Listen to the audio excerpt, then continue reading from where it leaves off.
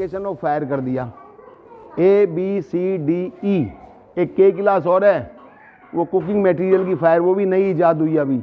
लेकिन जो हमने पढ़ी है, जो चल रही है, ए में जनरल फायर, सॉलिड फायर जिसे बोलते हैं, कागज़, कोयला, लकड़ी वगैरह, जिसमें कोई केमिकल या बिजली इन्वॉल्व ना हो, ये होती है A class fire. B class की जितनी भी फायर हैं वो सारी लिक्विड फायर है, तरल पदार्थ, कोई से भी लिक्विड हो सकते हैं। लिक्विड कौन से होंगे? सारे फ्लेमेबल ही तो हैं भाई। आपका स्प्रिट है, पेंट है, थिनर है, घर के अंदर घी तेल है, पेट्रोल पंप के अंदर ऑयल पेट्रोलियम डीजल है, फिर आपके जगह जगह आजकल वो सैनिटाइजर आपने लगा रखे हैं, तो सारी तो लिक्विड हैं। और लिक्विड सारे कहाँ से आते हैं? कहीं ना कहीं से तो इनकी जननी है, कोई यहाँ से पैदा हो रहा है। ये कहाँ से पैदा हो रहा है? समुद्र हाई जो है, जहाँ से हमारा ये क्रूड ऑयल निकलता है। और क्रूड ऑयल का आखिरी क्या बचता है अवशेष भाई? उसमें से पेट्रोल निकल गया, गैसोलीन निकल गई, सारे निकल गए। और आपकी ये जो वैसलीन है ये भी उसमें से ही निकलती है। आखिरी बचता है उसमें से तारकोल। तारकोल भी जलने वाली चीज़ है जो सड़क पे यूज होते हैं बनाने के लिए। तो ये हमारी जितनी भी लिक्विड हैं ये सारी हमारी आ गई इसमें आपकी बी टाइप में। अब सी टाइप होती है गैसियस फायर। आप कौन कौन सी गैसें देखते हो डेली रूटीन में? अपने डेली रूटीन में कौन कौन सी गैसें देखते हो आप? LPG, CNG है, और ये PNG जो आजकल पीले कलर के पाइप में पाइपलाइन गैस जो है। तो ये तीनों गैस हैं। अब इसमें हमने ये पढ़ा हुआ है कि जितनी भी गैसें हैं वो क्या है? कलरलेस और ऑडरलेस, मतलब रंगहीन और गंधहीन, यही तो हमने पढ़ा हुआ है गैसें। लेकिन फिर LPG के लीक के समय इसमें क्यों बदबू मारती है? LPG में क्यों बदबू मारती है? जब ये रंगहीन और गंधहीन है तो फिर बदबू क्यों मारी? क्योंकि इसके अंदर एक मिथाइल मरकैप्टा केमिकल मिलाया जाता है, जिससे कि at the time of leakage हमें पता लग जाए कि भाई इसके कहीं पे LPG लीक कर रही है और हम अवेयर हो जाते हैं। अब LPG की फुल फॉर्म क्या है? Liquefied petroleum gas. और CNG की कंप्रेस्ड नेचुरल गैस।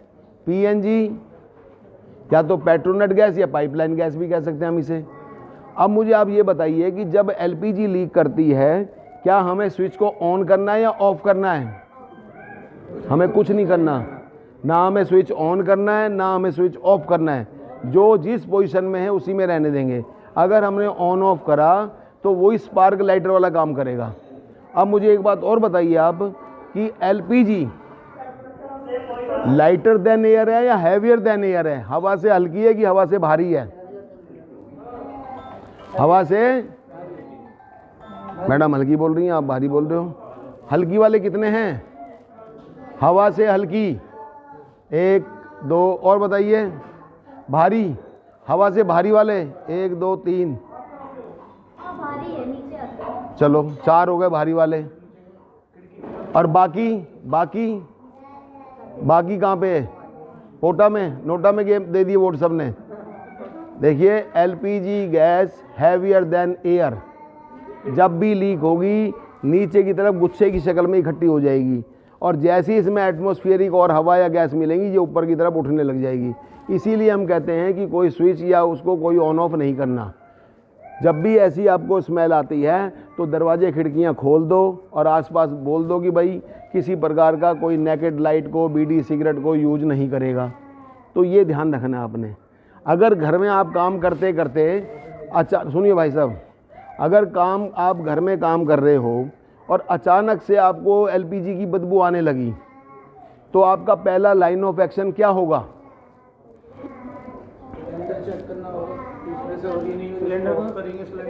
सिलेंडर को ऑफ कर दोगे।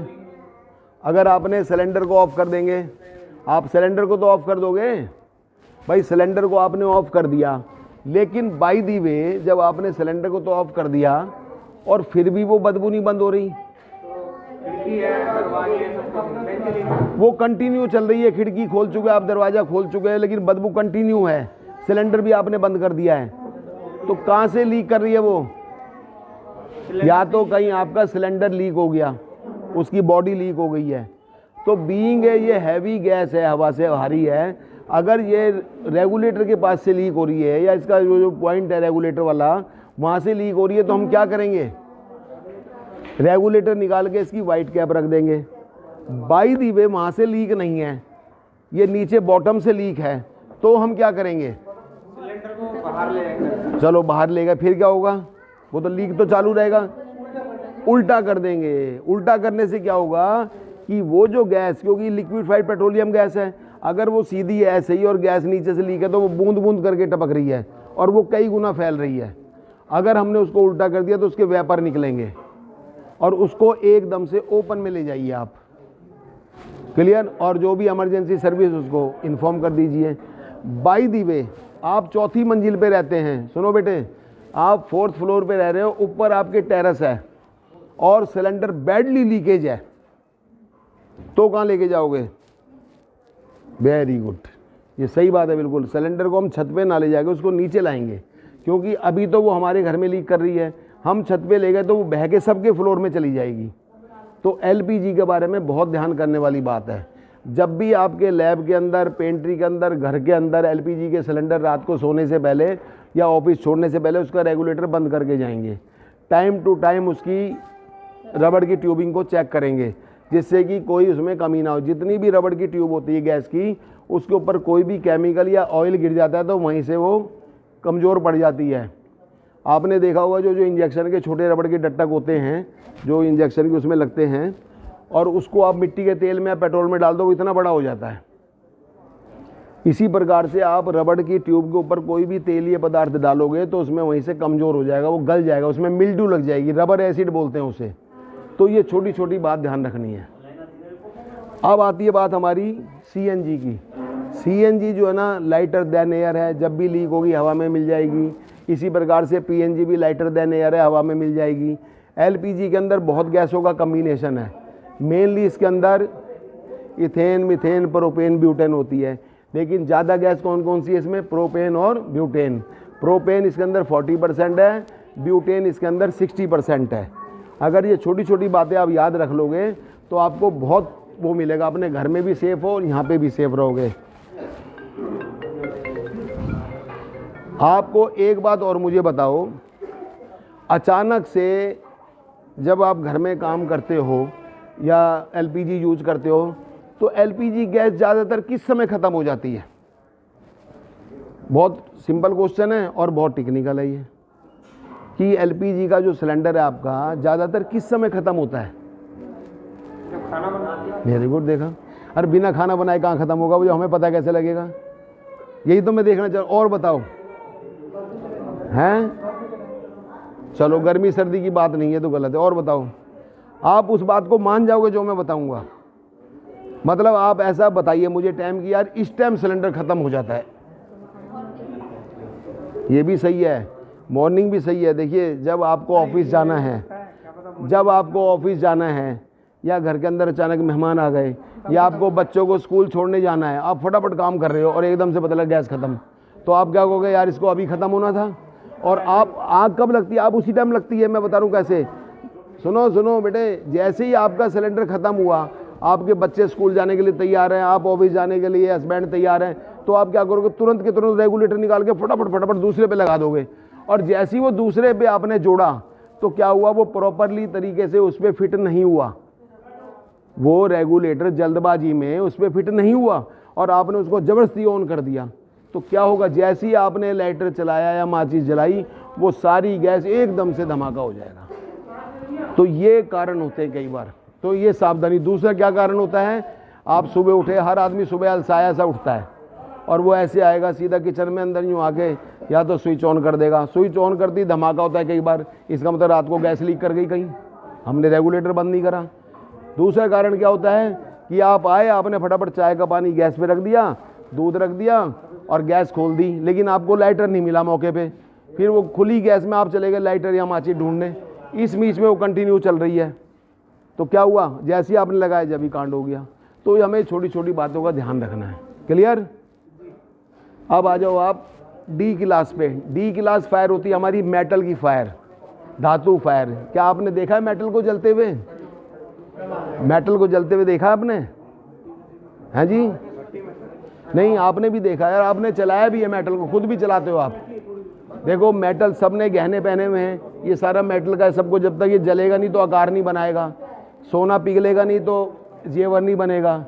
लेकिन आपने खुद भी जलाए हैं मेटल को, जो अनार फुलझड़ी ये सारा मेटल का ही तो चूरा है। तो ये मेटल फायर जो है, मेटल फायर को बुझाने के लिए हम पानी का कम यूज करते हैं, क्योंकि कई मेटल ऐसे होते हैं जो रिएक्शन कर देते हैं। तो उसके लिए भी हमारे पास ये अलग अलग प्रकार के हैं। अब आता है हमारा इलेक्ट्रिकल फायर। डी के बाद electrical. 95 to 97% fire due to electrical, short circuit से। जो भी इतनी ज़्यादा मात्रा में जो आगे लगती है वो इलेक्ट्रिकल के कारण लगती हैं। कहीं भी हम क्या करते हैं, हमारे यहाँ पे भी जितने हमने इलेक्ट्रिकल इक्विपमेंट हैं, हमारे पंखे लग रहे हैं, हमारे और हैं, हम क्या करते हैं, यार यहाँ पे माइक्रोवेव है, चलो स्विच नहीं जा रहा, एक्सटेंशन ले ली। फिर उसके बाद में एक्सटेंशन से हमने फिर आगे, यार वहाँ तक तो पहुँचा ही नहीं, मेरा कंप्यूटर तो लगा ही नहीं, फिर मैं एक एक्सटेंशन और जोड़ लूँगा। स्थिति क्या आती है, मैं उसका इतना लोड खींच लेता हूँ बिजली का, उसकी कैपेसिटी मान लिया 100 एम्पियर की, लेकिन मेरा 500 से कम तो मन ही नहीं भरता, तो मैं उसको खींचता ही रहता हूँ। तो स्थिति क्या आती है, वहाँ पे शॉर्ट सर्किट हो जाता है। और शॉर्ट सर्किट का काम क्या है, सिर्फ उस तार को जोड़ने में स्पार्क करना। अगर वहीं कोई केमिकल रखा है तो वहीं से धमाका हो जाएगा। तो इलेक्ट्रिकल फायर को रोकने के लिए हमें क्या करना है कि प्रॉपर हमारे ब्रांडेड इक्विपमेंट जो भी होते हैं ISI मार्क वो यूज़ करने हैं। टाइमली हमें अपने इक्विपमेंट की रिपेयरिंग करानी है, सर्विसिंग करानी है। ये जो आपके यहाँ UPS की बैटरियाँ लगी रहती हैं, इनमें ज़्यादा फायर होती हैं कि नॉट प्रॉपरली मेंटेन्ड और सर्विसिंग बाई यहाँ की या बाहर की जो आपने लगवा रखी हैं। तो हमें ये भी ध्यान रखना है थोड़ा सा। यहाँ तक क्लियर हो गया सर? जो बातें यहाँ तक किसी को बताइए, सबको सभी आगे समझ में।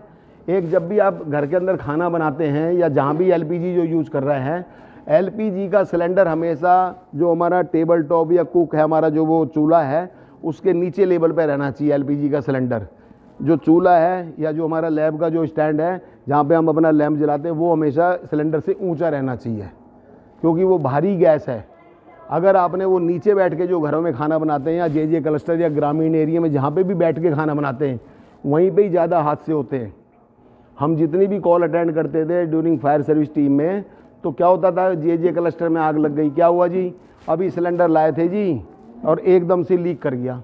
वो लीक क्या कर गया कि सिलेंडर की वो तो पाइप मोड़ के नीचे बैठ गए, नीचे बैठ के खाना बना रहे हैं, हैवी गैस है, कहीं से भी लीक करी तो लीक करके क्या होगा, वो पहले तो कपड़ों में घुसेगी फैल के, जो लेडी यहाँ पे काम कर रही है, फिर जब वो उसको जहाँ स्पार्क मिला तो सारी जल जाएगी। तो ऐसे इसलिए उसको हमेशा चूल्हे का लेवल ऊपर रखना है। अब मुझे एक बात बताइए, आपको सबको पता है कि बिना ऑक्सीजन की मदद के आग नहीं लगेगी। ये तो लिखित में भी आ गई बात कि ऑक्सीजन के बिना आग लगेगी ही नहीं।